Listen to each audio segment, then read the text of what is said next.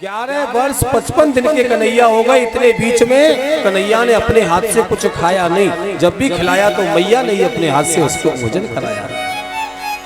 और जैसे ही माखन थाली में देखते हैं ना तो अपने पूरे ब्रज की याद आती है, अपनी माँ की याद करने लगते हैं।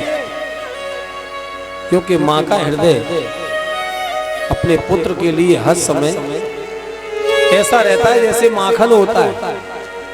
माखन कैसा होता है? माँ का हृदय माखन की तरह पिघलता है अपने पुत्र के लिए। जैसे माखन के अगर ऊपर अगर थोड़ी सी भी अगर तपन हो जाए तो माखन पिघलने लगता है। और वैसे ही माँ का हृदय होता है कि अगर पुत्र के ऊपर अगर कोई कष्ट हो तो सबसे पहले मैया परेशान होने लगती है, उसकी माँ को कष्ट होता है। आज उस माखन को देख करके अपनी यशोदा मैया को याद करते हैं कि मेरी माँ यशोदा मैया मुझे बहुत प्रेम करती थी और मैं अपनी मैया से झूठ बोल करके आया हूँ कि मैया मैं परसों लौट के आऊँगा। सभी ब्रजवासियों से कहा कि मैं परसों लौट के आऊँगा, लेकिन आज मुझे बरसों हो गई लौट करके नहीं पहुँचा। वहाँ सभी गोपियाँ सभी ब्रजवासी कन्हैया की याद में हैं कि परसों की कह करके गए, आज बरसों हो गई लेकिन लौट करके नहीं आए।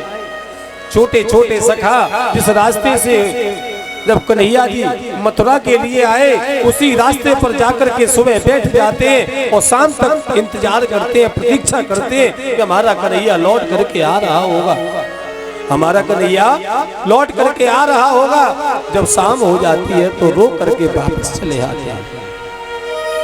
और उद्धव से कन्हैया कह रहे हैं कि उद्धव जी वो भोरे भारे ब्रजवासी जिनसे मैंने झूठ बोल दिया, जो हर समय मेरे लिए अपने प्राणों को त्यागने के लिए तैयार थे, आज मैंने सभी ब्रजवासियों से झूठ बोला है कि मैं परसों लौट करके आऊंगा, लेकिन आज मुझे बरसों हो गई। लेकिन अब मुझे अपने उन ब्रजवासियों की याद आ रही है, मुझे अपने मैया की याद आ रही है जो गौएं मेरे बिना एक पल नहीं रहती थी। आज मुझे उन गौओं की अपने बछड़ों की याद आ रही है जो गोपियां मेरे बिना एक क्षण भी नहीं रहती थी। आज उन गोपियों को मुझसे बिछड़े हुए बरसों हो गए, अब मुझे अपने ब्रजवासियों की याद आ रही है, वो मुझसे बहुत प्रेम करते हैं।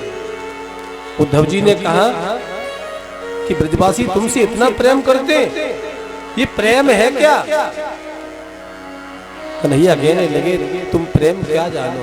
प्रेम की परिभाषा अगर आपको अगर सीखनी है ना तो चले जाओ वहां ब्रजवासियों के पास में, वो तुम्हें प्रेम का पाठ पढ़ा देंगे कि प्रेम क्या होता है। क्योंकि उद्धव थोड़ा ज्ञानी है लेकिन प्रेम नहीं जानते, तो प्रेम की परिभाषा सिखाने के लिए आज उद्धव को ब्रजवासियों के पास भेज दिया। उधर छोटे छोटे सखा बैठे उसी रास्ते पर जहां कन्हैया का रथ रो करके गया था।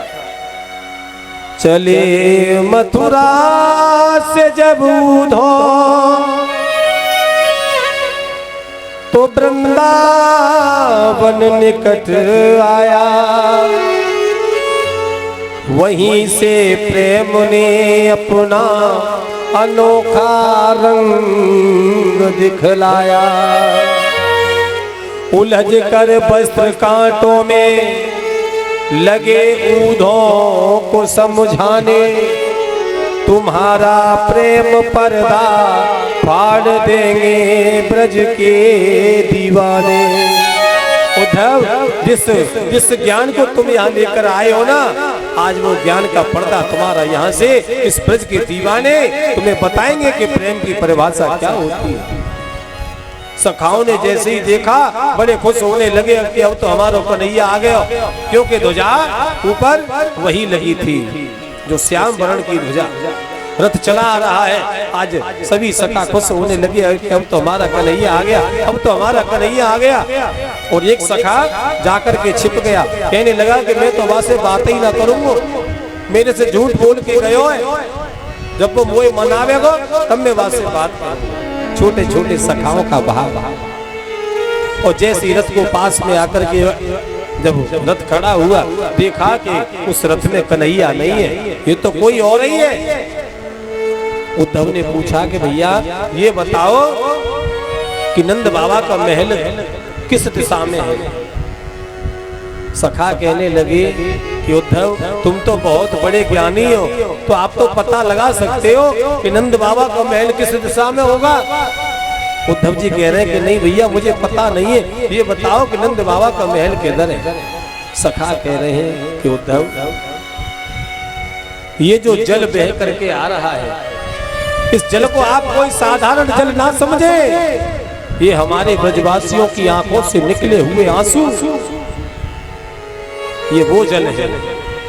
जिस दिन से हमारा कन्हैया हमें छोड़ के गया है, उस दिन से हमारी गऊओं ने चारा खाना छोड़ दिया, बछड़ों ने दूध पीना छोड़ दिया, और सखियां तो आज गोपियां सब उनकी याद में बैठी है। ये सभी ब्रजवासियों की आज रोते रोते ये दशा है कि ये जल बह करके ऐसा लगता है जैसे कि कोई धारा बह रही है। उद्धव जी समझ गए कि ब्रजवासी कन्हैया से बहुत प्रेम करते हैं। उद्धव जी उसी जल को पकड़ते हुए गए, और जहां सखाओं ने कहा कि जहां ये जल जाकर के रुक जाए वही नंद बाबा का महल है। आज उद्धव जी जब नंद बाबा के महल में पहुंचे, जाकर के नंद जी से मिले। नंद जी अपने शांत अवस्था में बैठे हुए हैं, अपने कन्हैया को याद कर रहे हैं। कहने लगे कि उद्धव जी इस दिन से कन्हैया हमारा गया है, हमारे घर में उस दिन से भोजन नहीं हुआ है। मैया आंगन में बेहोश पड़ी है, अपने कन्हैया को याद करती रहती है कि मेरे कृष्ण, मेरे लाल, मेरे कन्हैया, अब तो मैं थक गई हूँ, अब मुझे मेरे पास तू आ जा। मैया बार बार कन्हैया को याद करती रहती है, मेरे कन्हैया, मेरे श्याम, मेरे लाडले, तू मुझे छोड़ करके क्यों चला गया।